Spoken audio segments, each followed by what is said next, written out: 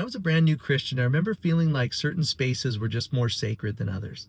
Like I felt closer to God in the sanctuary than I did out in the parking lot. The platform felt just a little holier than the pews, and if I stood right next to the pulpit, oh man, it was almost as if God could hear me more clearly. Well, I think a lot of us start out feeling this way, as if God inhabits certain spaces and avoids others. That's the kind of thinking the Samaritan woman brought to Jesus. She wanted to know what's the proper place to worship God, Mount Gerizim, where her people worshiped, or Jerusalem, where the Jews worshiped. See, in her mind, worship was tied to geography, to standing in a sacred space. But Jesus was about to correct her thinking.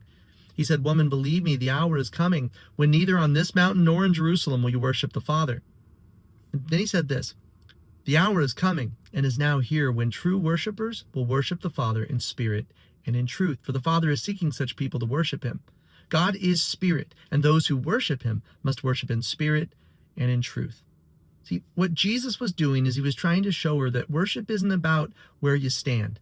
It's about who you belong to. But the question that I want to answer today is, what did Jesus mean when he said that true worshipers must worship the Father in spirit and in truth?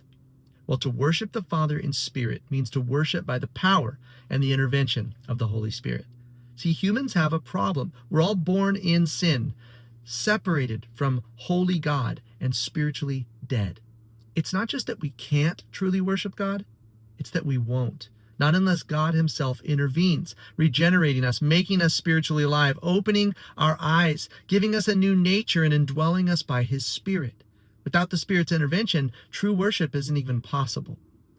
Now, to worship God in truth means that we come to the Father through Jesus Christ, the truth himself.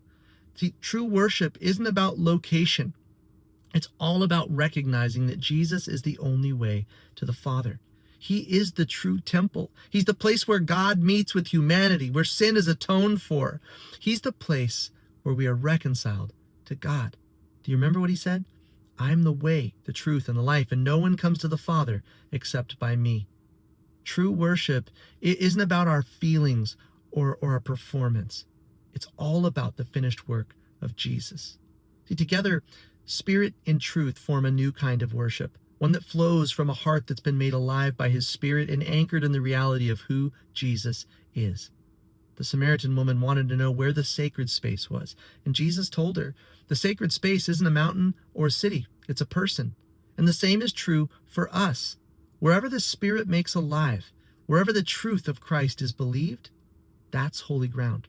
That's worship in spirit and in truth.